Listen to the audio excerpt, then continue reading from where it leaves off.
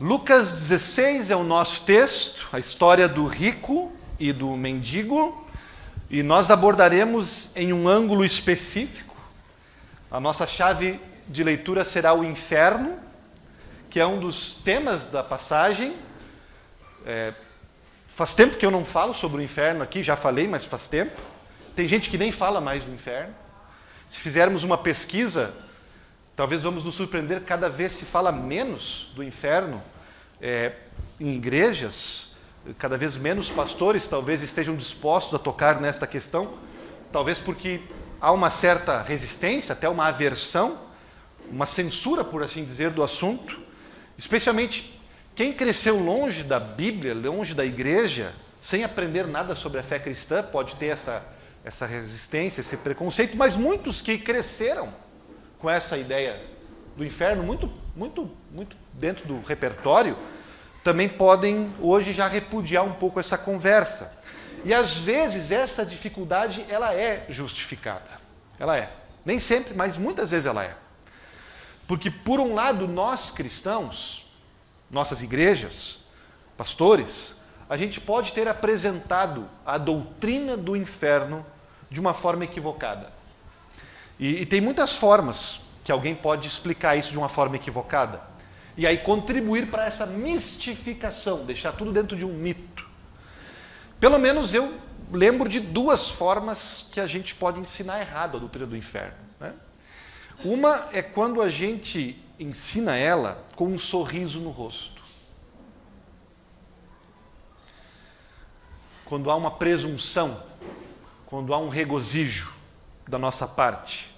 Ou como se nós soubéssemos tudo sobre ela, ou como se a doutrina do inferno nos causasse uma pontinha de felicidade. Às vezes fazemos isso. Às vezes falamos do inferno desse jeito. Estamos certos, vocês estão errados, e se vocês estão errados, vocês vão arder no fogo do inferno, para todo sempre. Quase uma sensação de satisfação. Talvez você cresceu num ambiente assim, né? Se uma criança xingasse a outra, vai para o inferno, a gente lavava a boca dela. Mas se o pastor falava do púlpito, você aí vai para o inferno, a gente aplaudia. Como assim, gente? Não se fala do inferno assim. Do inferno se fala com lágrimas. Ensinar sobre o inferno, pensar no inferno, deveria trazer lágrimas nos nossos olhos. Deveria nos fazer doer e condoer, só de pensar, só de considerar. Não se fica feliz com a realidade do inferno. Se chora, porque não apenas não é brincadeira, mas porque cristãos de verdade choram diante de uma eventual condenação de alguém. A outra forma de se fazer um desserviço à doutrina do Evangelho é ensiná-la com incompetência, com superficialidade, sem reflexão, sem base. E eu não tenho a pretensão de ser competente aqui. Mas eu vou me esforçar para ser o mais competente possível, como eu sempre faço.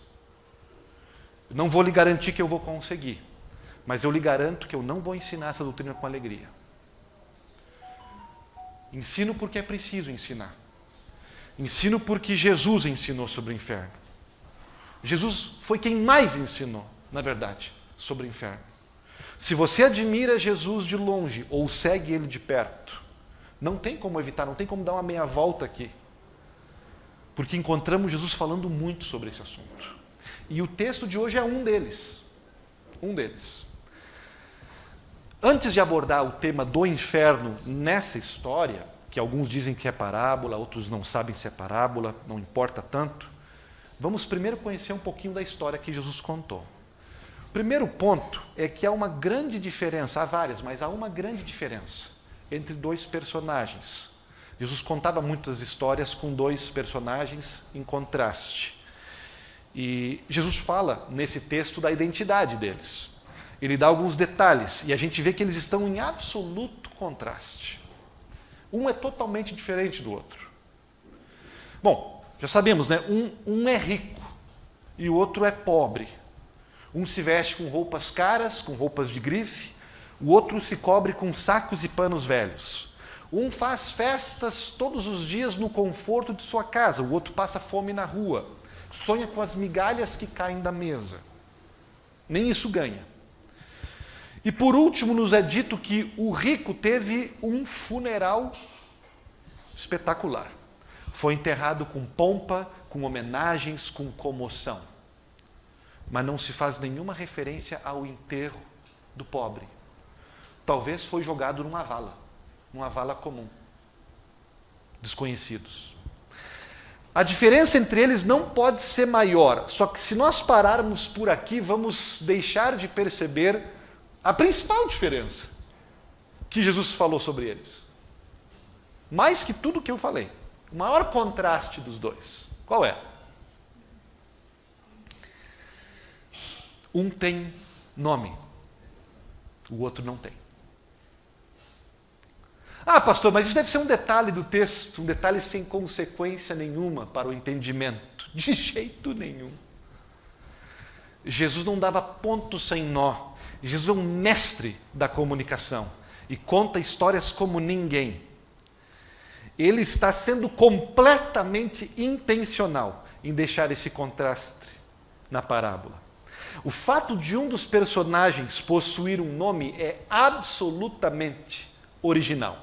Em nenhuma outra parábola, em nenhuma outra ilustração feita por Jesus, alguém recebeu um nome próprio. É sempre um semeador, um pastor, um homem, uma mulher, um pai, um administrador, um samaritano. Nunca ninguém recebeu um nome pessoal. Nunca, só aqui. Em Lucas 16, um dos personagens recebe um nome. Não é um detalhe insignificante. E também não é qualquer nome, gente.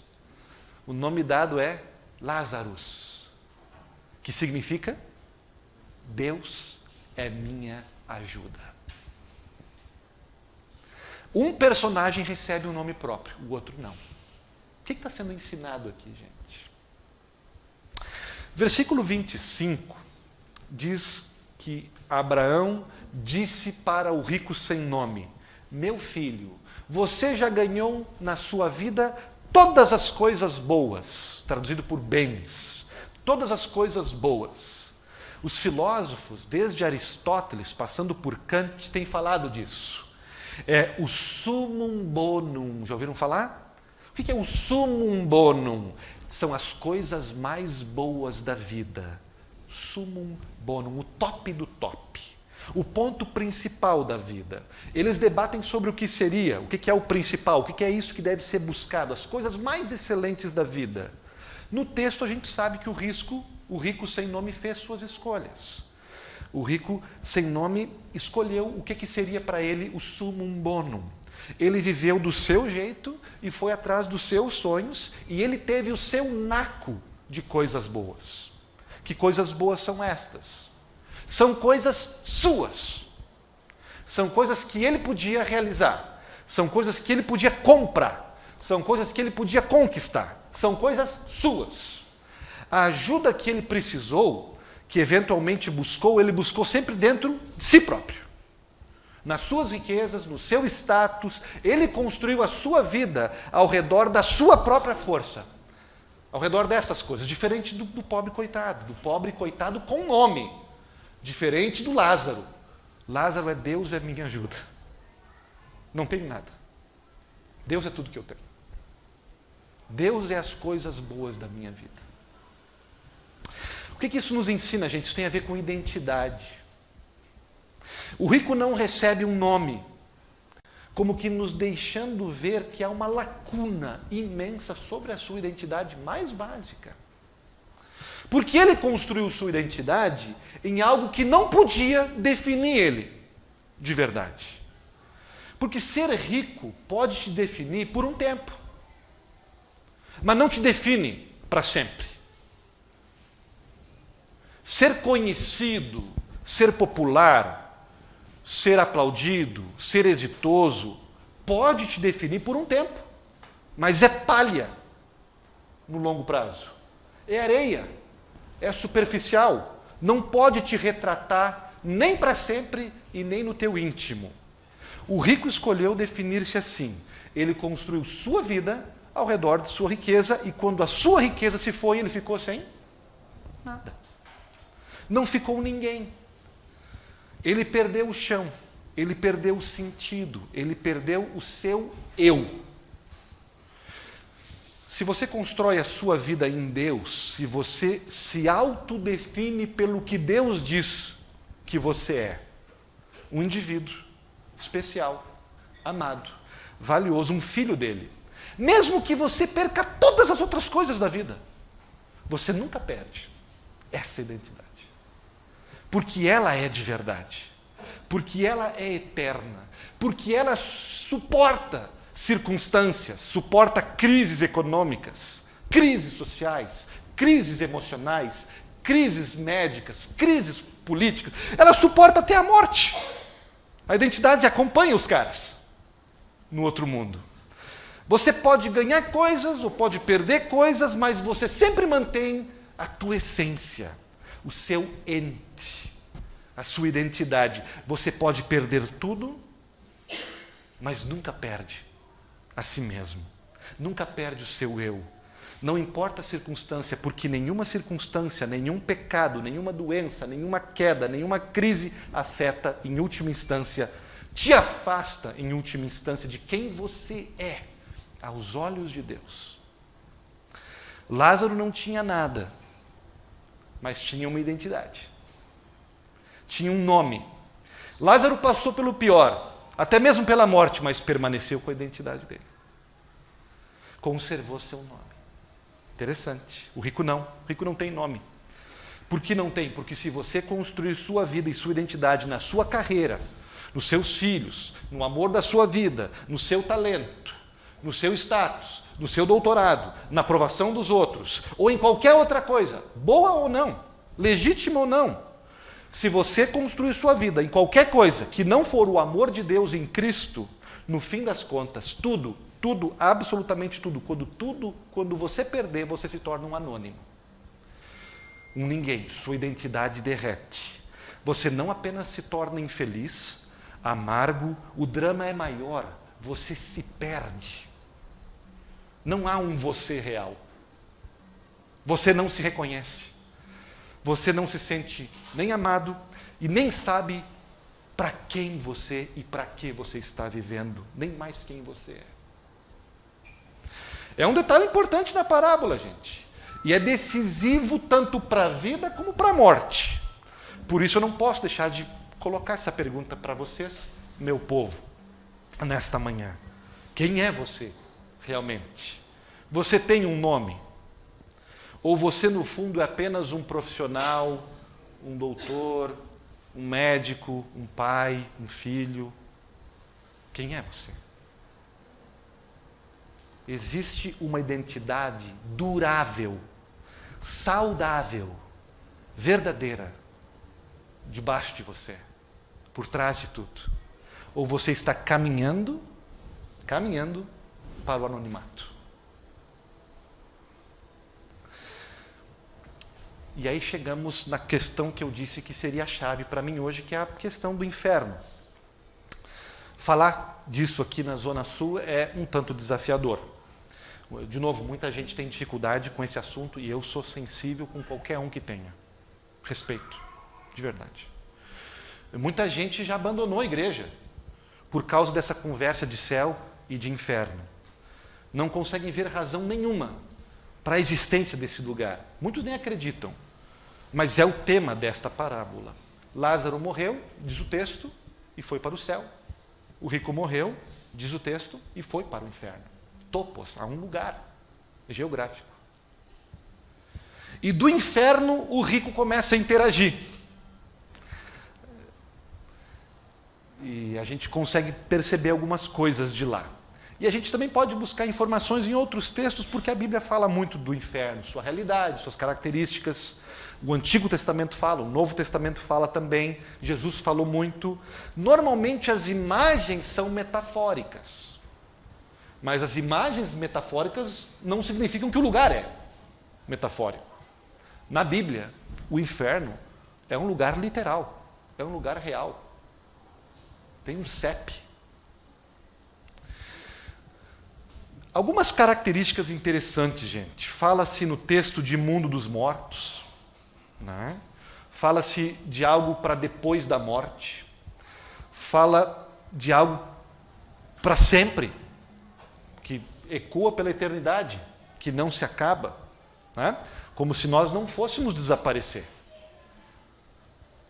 A nossa vida continua existindo. Fala de fogo, e a grande pergunta é se é literal ou é metafórico, né? Sendo metafórico, o fogo desintegra, o fogo destrói, o fogo acaba com tudo. Tem uma informação bem importante que eu acho que vale a pena a gente notar, que é uma tese que eu encontrei neste livro aqui, do Tim Keller, que eu quero chamar a atenção para vocês. Aliás, inclusive, sugiro esse livro para vocês, para a vida de vocês, para a fé de vocês, que é um livro que traz muitas questões contemporâneas. É tranquilo de se comprar. Segundo Tim Keller, de acordo com essa parábola, a gente pode afirmar com categoria de que não existe nem vítimas, nem arrependidos no inferno. A doutrina do inferno, ela é a mais justa de toda a Bíblia. Não há nada fora da casinha nela, nada inapropriado se pensarmos, nada injusto. Isso fica bem claro quando a gente vê como é que o homem que está lá interage, o que sai da boca dele quando ele está lá. E eu acho que isso é bem importante para nós falarmos, porque a grande parte das nossas dificuldades com essa doutrina tem a ver com a questão da justiça. A gente acha que não é justo. Como é que é assim? A Bíblia fala de punição, punição eterna, como é que isso pode ser compatível com o amor de Deus, né? Nós, indivíduos modernos, podemos achar que o inferno funciona assim. Deus nos dá um tempo, mas se nós não fizermos as escolhas certas, no final da vida ele condena a nossa alma para o inferno por toda a eternidade. E enquanto nossa alma despenca no espaço, a alma implora por piedade, e Deus lhe diz: tarde demais, você teve sua oportunidade, agora você vai sofrer. Essa ideia é uma ideia caricaturada, que interpreta muito mal a natureza do pecado e a natureza do mal. A maldade humana e o pecado dentro da gente que leva uma pessoa ao inferno não é coisinha boba não, gente. É um egoísmo, é um narcisismo, é uma violência, é um orgulho louco, obcecado, que não se dobra. Não se dobra. Não há vítimas nem arrependidos no inferno. Veja o caso do rico sem nome na parábola. Há 3 detalhes nessa história que provam essa tese. A primeira delas é uma atitude teimosa e arrogante, impenitente do início ao fim. Primeira delas, o que o rico sem nome pede quando ele chega no inferno? Ele começa com um indício de arrependimento. Pai Abraão, tem misericórdia de mim. Você pode se surpreender com o pedido que a gente pode fazer quando a gente sabe que a batata está assando. Arrependimento não está em pedidos. Arrependimento não está em palavras. Arrependimento, a gente já aprende no início de cada culto, arrependimento é voltar o caminho do pecado e ir para um outro lado. Arrependimento é gesto, é mais que implorar com palavras. Veja que ele não tem os gestos que acompanham o arrependimento. Veja o que ele diz depois de pedir misericórdia. Mande que Lázaro molhe o dedo em água e me refresque a língua, porque eu estou atormentando nesse fogo. Há comentaristas que percebem aqui uma linguagem muito particular. O que faz uma frase assim? Mande que venha, mande que me traga o café na cama, mande. Que tipo de linguagem é essa, gente? Você sabe que tipo de trabalho é esse? Trabalho de escravo. É assim que senhores dos escravos, patrões, déspotas, pedem um favor. Impressionante que mesmo diante da inversão de situações, o rico parece cego para o que está acontecendo. O rico costumava estar sempre por cima e Lázaro sempre por baixo. Só que agora houve uma reversão das coisas depois que morreram, mas o rico parece não perceber. A ficha não caiu para ele. Ele ainda segue dando ordens para o lazarento, para o Lázaro, como se ele fosse aquele mendigo que ele chutava para chegar na portaria do prédio. É fora de sério o nível da arrogância e da negação da realidade do cara. Claro que ele percebe que ele está em agonia, e para sair da agonia eu peço o que for, eu digo misericórdia, eu chamo Abraão de pai. Ele sente o sofrimento, mas por outro lado, no seu eu verdadeiro, ele continua absolutamente cego para o que de fato aconteceu com o cara e com ele. Ele ainda pensa que está no comando, ele ainda continua se segurando naquela identidade construída em cima do poder, em cima daquela posição hierárquica social de estar no topo que ele construiu na vida. É suficiente para vocês? Se não é, eu vou afirmar esse argumento. O que ele dá a entender com o segundo pedido? Tem um segundo pedido. Outra coisa, o rico sem nome que ainda acha que está por cima faz outro pedido. Pai Abraão, eu te suplico. De novo, não caiam nessa, tá, gente? Eu te suplico. Na tentação de acreditar que esse eu te suplico significa necessariamente arrependimento. Eu te suplico que envies, agora não é mandes, ele dá uma diminuída, que envies a Lázaro, de novo, Lázaro é o office boy dele, que envies o Lázaro à casa da minha família, porque eu tenho 5 irmãos, que ele os alerte para que não venham aqui. A princípio poderíamos dizer, que legal, está preocupado com os irmãos. Ok, mas veja a implicação disso. Ele está dizendo, eu tenho um monte de irmãos que estão vivendo como eu vivi, que têm o mesmo meu jeito. Eles precisam de alerta, eles precisam de informação. Qual é a implicação aqui? Pensem. Eles precisam de uma informação melhor, senão vão parar aqui. O que o rico está deixando escapar com esse pedido? Eu não tive informação. A mim não foi dada a informação.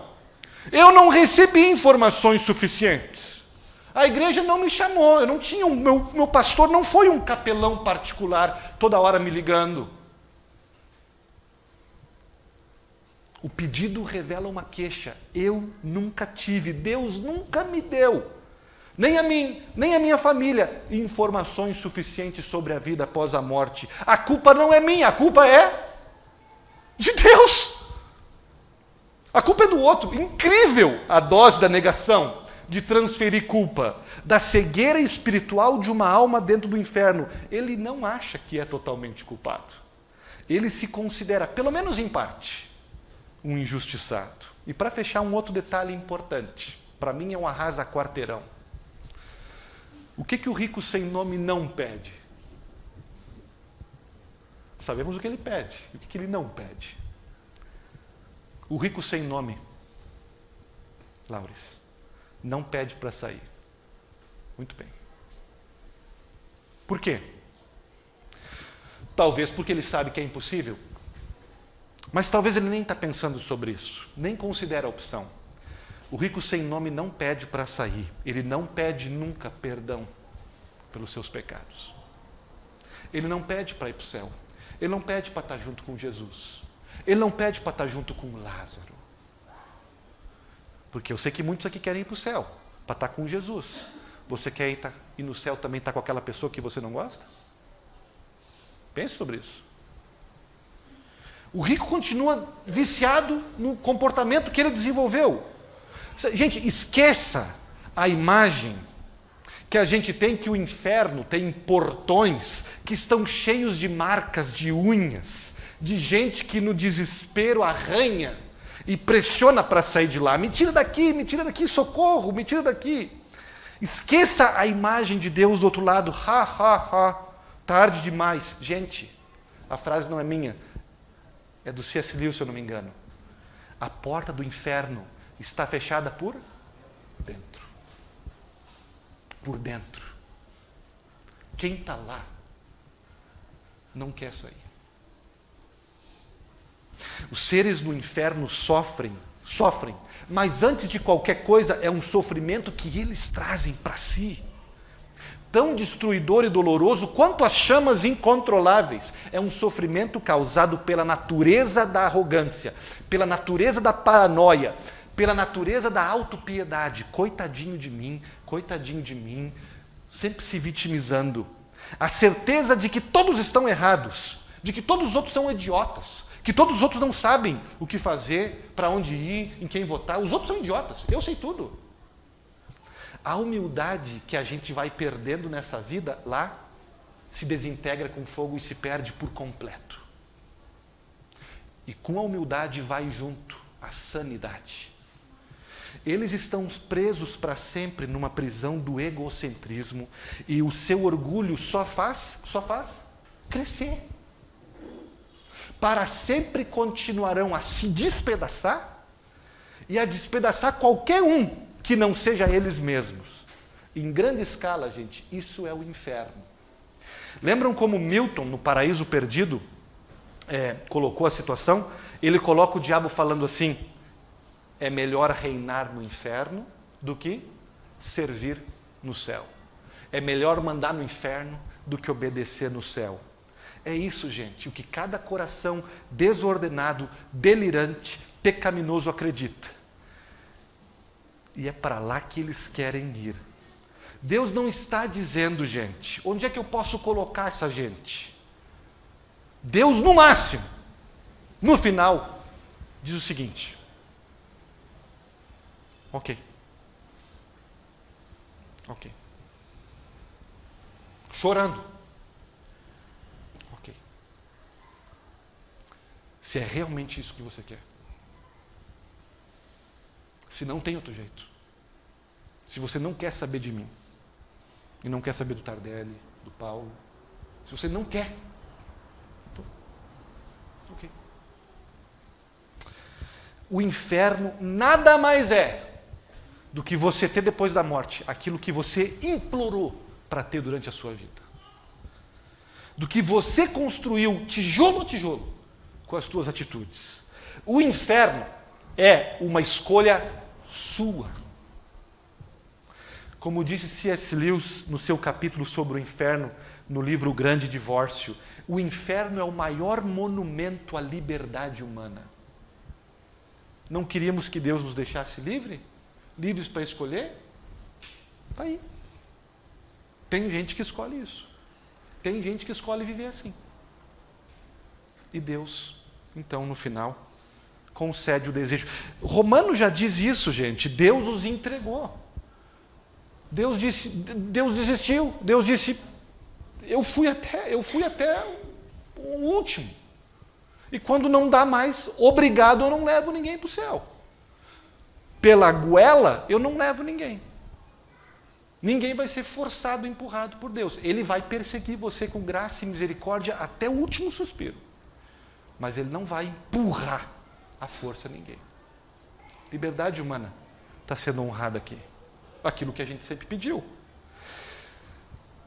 Existem apenas dois tipos de indivíduos, disse C.S. Lewis. Os que dizem a Deus: seja feita a tua vontade, e aqueles a quem Deus diz no final: seja feita a tua vontade. Todos que estão no inferno escolhem estar lá. Como é que a gente evita isso, pastor? Né? No texto tem apenas uma palavra, ela é suficiente. No texto tem apenas uma palavra. De Jesus através de Abraão. A palavra é ouçam. Ouçam. Quem tem ouvidos para ouvir, que ouça. Ouça o que você está ouvindo no dia 25 de setembro nessa igreja. Ouça o que Deus vai te falar amanhã.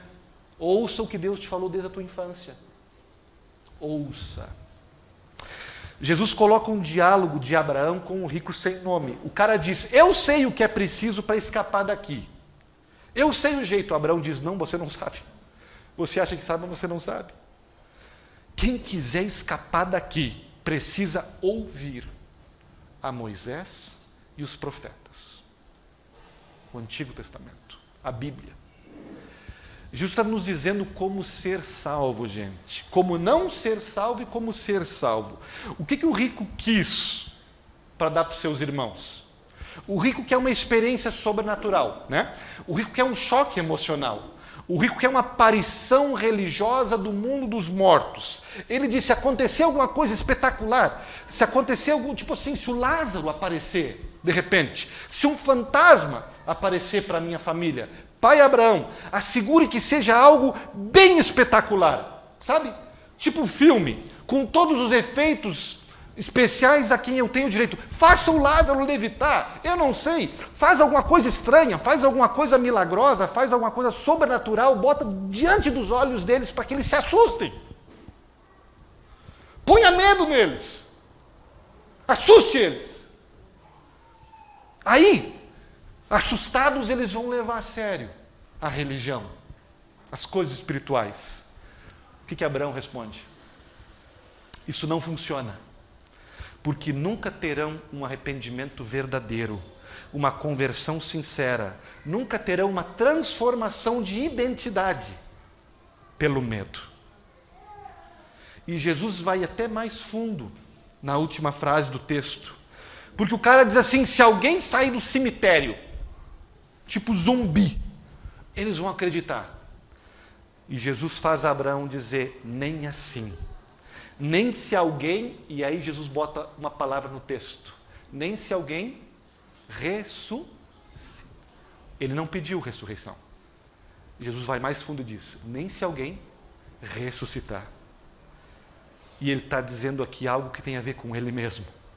Ele está antecipando algo que vai acontecer. Mesmo que vocês e a tua família estivesse parado lá no jardim do túmulo, e a minha pedra rolasse, e anjos meus dissessem para você, olha para dentro, não tem ninguém. Mesmo que eu saísse da escuridão da tumba e mostrasse para você as minhas marcas, aqui e aqui, e dissesse, vamos tomar um café, vamos tomar santa ceia, paz seja com vocês. Mesmo que vocês olhassem para mim e dissessem, uau, que incrível, alguém veio do mundo dos mortos, deve ser sobrenatural. Isso não vai ser suficiente. Vocês precisam Moisés e os profetas. Sabe por que Moisés e os profetas? Porque é em Moisés e nos profetas, ou seja, na Bíblia, que nos é dito o porquê aquele que morreu ressuscitou. O porquê aquele que morreu, morreu. E o porquê que aquele que morreu ressuscitou. Sem o Antigo Testamento, sem o Novo Testamento, sem as Escrituras, a menos que vocês saibam o porquê Jesus morreu e ressuscitou, vocês vão apenas ficar assustados, talvez deslumbrados, talvez mexidos, talvez impressionados, talvez até inspirados, um inspiradinho aqui. Mas isso não vai mudar a identidade de vocês. Para mudar a identidade de um pecador condenado para um pecador perdoado, de um órfão para uma filha, de um esquecido para um lembrado, de um rejeitado para um aceito, de um brigado para um reconciliado, de um anônimo para um conhecido, de um sem nome para um te chamei pelo teu nome, tu és meu. Para mudar a identidade de alguém, só uma experiência, não do medo, mas do amor. Você precisa amar e ser amado para ter a tua identidade mudada. Por que nós estamos tão desesperadamente loucos atrás de riquezas, atrás de ter a aprovação das pessoas? Por que estamos tão desesperados para ter o carinho de alguém? Por que a gente constrói a nossa identidade em cima de coisas que nós fazemos? Sabe por quê? Porque nós estamos procurando o amor. O amor por isso. E não vai adiantar um sermão, eu me esgoelar aqui, tentar o meu melhor. E vocês ouvir o meu sermão e pensar assim, bom, preciso fazer isso, preciso fazer aquilo, preciso ter experiências sobrenaturais.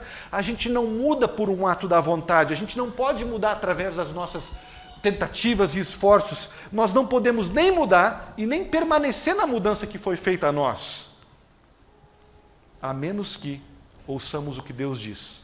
Pegue a tua Bíblia e ouça uma vez, 2 vezes, 3 vezes, 1000 vezes. Ouça todos os dias de manhã, de tarde e de noite. Por que eu entrei no mundo? Por que eu fui na cruz? Quem é que eu estava carregando na cruz comigo? E por que eu ressuscitei? Se enxergue nessa história. Saiba que foi tudo por amor a você.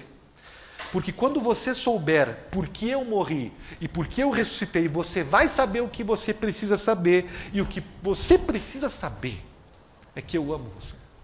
Sempre te amei. E sempre vou te amar. E por causa dos teus pecados eu fui à cruz para te perdoar. Para não te ter no inferno, mas para ter você comigo para sempre no novo céu e na nova terra. Jesus diz, ouça Moisés e ouça os profetas. Ouça, leia a Bíblia. Não é suficiente ter uma experiência sobrenatural. Não é suficiente se encher de religião. A chave está aqui. O quanto Jesus te amou quando ele estava de pendurado na cruz do Calvário. Se nós trivializarmos, ou nós nos esquecermos da doutrina do inferno, gente, a gente corre o risco, não vou dizer que a gente perca, mas a gente corre o risco de perder a noção da profundidade, da altura, da espessura, da distância, da largura, da força e da potência do amor de Cristo por você. O que Deus poderia fazer para te mostrar o quanto você é amado por Ele? Quanto você é valorizado por Ele? Pense nisso.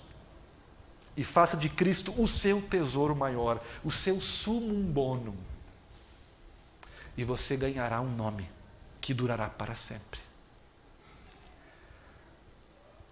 Rejeite esse perdão. Rejeite a misericórdia. Rejeite. Busque construir um nome para você mesmo em cima das suas obras, dos seus méritos. Viva uma vida egoísta e orgulhosa e você terá no fim aquilo que você sempre quis. A justiça de Deus fará a sua parte. Chorando. É justo assim, gente. Não digam que não é imparcial. É um respeito à liberdade. Rejeite a misericórdia e você vai ficar com a justiça. Ou aceite a misericórdia. Não da boca para fora, que nem o outro lá. Pai. Aceite a misericórdia com atos, como diz João Batista. Com frutos do arrependimento. Aceite a misericórdia e conheça e confie que Cristo morreu por você. Seja um Lázaro. O Senhor é a minha ajuda. O Senhor é a minha ajuda. O meu tesouro. E viva para sempre. E tudo isso já começa agora, gente. Porque quem já vive hoje sem Deus, quem vive hoje na agonia e do orgulho, já está vivendo na periferia do inferno. Já está construindo um inferno para si mesmo. Dentro de casa, no emprego, na igreja, já cria um inferno ao redor. E pela graça de Deus, que cada um de vocês possam ser sensibilizados a isso.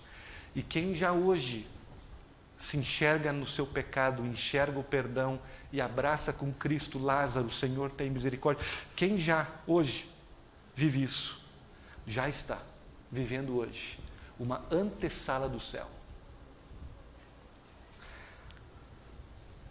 O que nós queremos?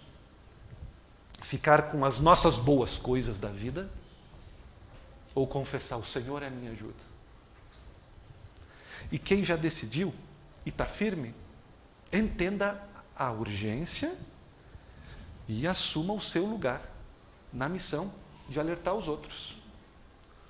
E não precisa levitar, não precisa ser fantasma, pode ser bem suave, bem do jeito que cada um é. Amém.